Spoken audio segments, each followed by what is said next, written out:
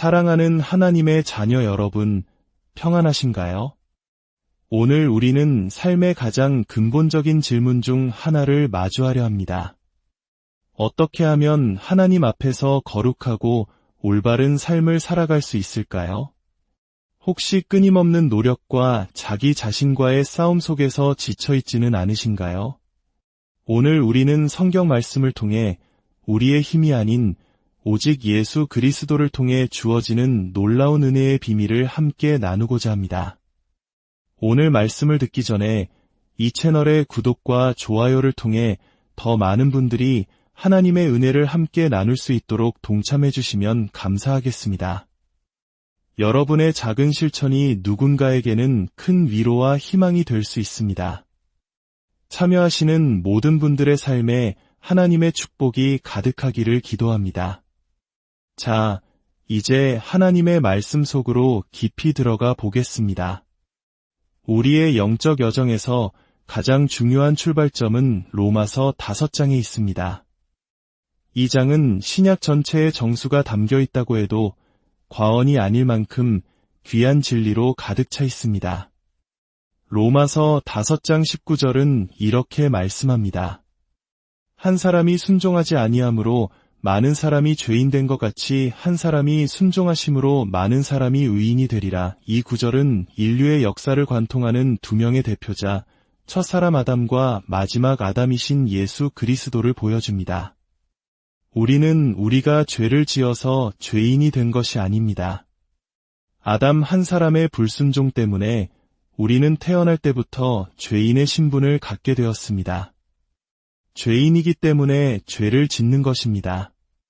우리가 아무리 선한 일을 하고 자선을 베풀어도 죄인이라는 신분 자체를 바꿀 수는 없습니다. 마찬가지로 우리가 의인이 되는 것 또한 우리의 노력이나 순종에 달려있지 않습니다. 오직 한 사람, 예수 그리스도의 완전한 순종, 즉 십자가에서의 그 단 한 번의 순종 행위로 말미암아 우리는 의인이라는 새로운 신분을 선물로 받게 된 것입니다. 바로 이 지점에서 영적 전쟁의 핵심이 드러납니다. 사탄은 끊임없이 우리의 시선을 우리 자신에게 우리의 의로움이나 부족함에 고정시키려 합니다. 너는 충분히 의로운가? 충분히 순종했는가? 충분히 거룩한가? 라고 속삭입니다. 우리가 성경을 2장 읽으면 5장 읽는 사람과 비교하게 하고 5장을 읽으면 10장 읽는 사람을 보게 합니다. 1시간 기도하면 3시간 기도하는 사람을 통해 우리를 정죄합니다. 우리가 선을 행할 때조차 그것만으로는 부족해 라고 말하며 잘못을 저지를 때는 즉시 우리를 참소합니다. 사탄은 우리가 우리 자신의 행위에 갇히도록 만듭니다. 그러나 성경은 고린도후서 10장에서 우리의 싸움의 무기는 육신에 속한 것이 아니요 오직 하나님 앞에서 견고한 진을 파하는 강력한 것이라고 말합니다.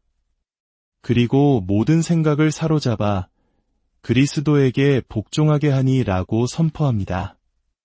우리의 순종이 아니라 그리스도의 순종에 우리의 생각을 고정시키는 것이 바로 영적 전쟁의 본질입니다. 우리의 초점은 십자가에서 우리를 의롭게 하신 단 한 사람, 예수 그리스도의 순종에 맞추어져야 합니다. 아담의 불순종이 우리를 죄인으로 만들었다면 그리스도의 순종은 우리를 의인으로 만들었습니다. 그런데 이상하지 않습니까? 우리는 죄인이 된 사실은 절대 바꿀 수 없는 운명처럼 받아들이면서 그리스도를 통해 의인이 된 사실은 아침에는 위로웠다가 저녁에는 불의해질 수 있는 하루에도 몇 번씩 바뀔 수 있는 불안정한 상태로 여깁니다. 이것은 마치 첫사람 아담의 일이 마지막 아담이신 예수님의 일보다 더 강력하고 영원하다고 말하는 것과 같습니다. 이는 예수님의 십자가 사역의 가치를 심각하게 폄하하는 것입니다. 성경이 말하는 순종은 율법적인 행위의 순종이 아니라 믿음의 순종입니다. 즉, 올바르게 믿는 것이 진정한 순종입니다. 예수님 한 분의 순종으로 내가 완전한 의인이 되었음을 믿는 것, 이것이 바로 올바른 믿음입니다. 그리고 이 올바른 믿음은 반드시 올바른 삶을 낳게 되어 있습니다. 강단에서 올바른 삶을 살라고 외치는 것만으로는 결코 사람을 변화시킬 수 없습니다. 저는 오랫동안 교회 안에서 자라며 수많은 설교를 들었습니다. 대부분은 우리가 무엇을 해야 하는지에 대한 것이었습니다. 하지만 성도들의 삶은 크게 변하지 않았습니다. 저는 굳게 믿습니다. 그리스도의 몸된 교회는 죄를 지을 방법을 찾는 것이 아니라 죄에서 벗어날 방법을 간절히 찾고 있습니다. 예수님께서 무리를 보셨을 때 그들을 목자 없는 양과 같이 흩어지고 기진하여 불쌍히 여기셨습니다. 예수님은 그들을 훈련이 부족해서 순종하지 않아서 그렇다고 보지 않으셨습니다. 그분은 사랑과 긍휼의 마음으로 그들을 가르치기 시작하셨습니다. 채찍질이 아니라 양식을 주신 것입니다. 이것이 바로 갈라디아서 5장이 말하는 비밀입니다. 19절부터는 육체의 일이 나열됩니다. 음행, 다툼, 시기, 분냄과 같은 것들입니다. 이것은 열매가 아니라 일입니다. 일은 노력의 결과입니다. 반면 22절부터 나오는 성령의 열매는 사랑, 희락, 화평, 오래 참음, 자비, 양선, 충성, 온유, 절제입니다. 열매는 노력의 결과가 아니라 생명의 결과입니다. 갈라디아서의 첫 4장은 계속해서 율법과 은혜를 대조합니다. 그리고 5장에서 결론을 내립니다. 당신이 율법 아래 있다면 그 결과는 육체의 일이 될 것입니다. 그러나 당신이 은혜 아래 있다면 그 결과는 자연스럽게 성령의 열매로 나타날 것입니다. 이것을 가장 극적으로 보여주는 사건이 바로 시내산 앞의 이스라엘 백성입니다. 그들이 6월절 밤에 이집트에서 나올 때 그들은 금은 보화를 가득 가지고 나왔지만 금송아지를 만들려는 유혹은 전혀 없었습니다. 홍해를 건너기 전에도 건넌 후에도 시내산 기슭에 도착하기까지 그들은 우상 숭배에 대한 유혹을 받지 않았습니다. 그런데 그들이 시내산 앞에서 이렇게 외칩니다. 하나님께서 말씀하신 모든 것을 우리가 다 행하리이다. 이것은 겉보기에는 신실한 약속 같지만 실은 교만의 표현이었습니다. 그들은 아직 십계명을 듣지도 못한 상태에서 자신들의 힘으로 모든 것을 할 수 있다고 선언한 것입니다. 그 순간 하나님의 태도가 바뀌셨습니다. 하나님은 모세에게 백성들이 가까이 오지 못하게 하라고 명령하셨습니다. 거리가 생긴 것입니다. 왜일까요? 인간이 자신의 의를 의지하기 시작했기 때문입니다. 하나님이 이스라엘을 구원하신 것은 그들이 선해서가 아니라 하나님이 선하셨기 때문입니다. 그들이 신실해서가 아니라 하나님이 신실하셨기 때문입니다. 그러나 그들은 우리가 할 수 있습니다 라고 말하며 하나님의 선하심이 아닌 자신들의 선함에 기초한 언약으로 바꾸려 했습니다. 그 결과는 무엇이었습니까? 바로 다음 장에서 그들은 금송아지를 만들고 십계명의 첫 번째 계명부터 어겼습니다. 율법 아래 자신들을 두자마자 죄의 힘이 활성화된 것입니다. 고린도전서 15장 56절은 말합니다. 죄의 권능은 율법이라 우리 삶의 두려움, 죄책감, 정죄감과 같은 부정적인 감정이 있다면 그것은 우리가 잘못된 것을 믿고 있다는 강력한 신호입니다. 왜 두려운가요? 어딘가에 잘못된 믿음이 있기 때문입니다. 그리고 그 잘못된 믿음은 종종 잘못된 가르침을 들었기 때문입니다. 우리는 세상과 같이 되지 말라는 말씀을 듣습니다. 여기서 세상이란 단순히 옷차림이나 머리 모양을 말하는 것이 아닙니다. 세상의 본질은 육신의 정욕, 안목의 정욕, 이생의 자랑입니다. 요한일서는 말합니다. 누구든지 세상을 사랑하면 아버지의 사랑이 그 안에 있지 아니하니, 많은 사람들이 이 구절을 우리가 하나님을 충분히 사랑하지 않기 때문이라고 해석합니다.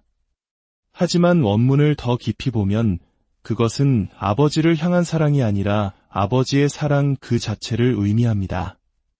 즉, 그 사람 안에 아버지의 사랑이 없다는 것입니다.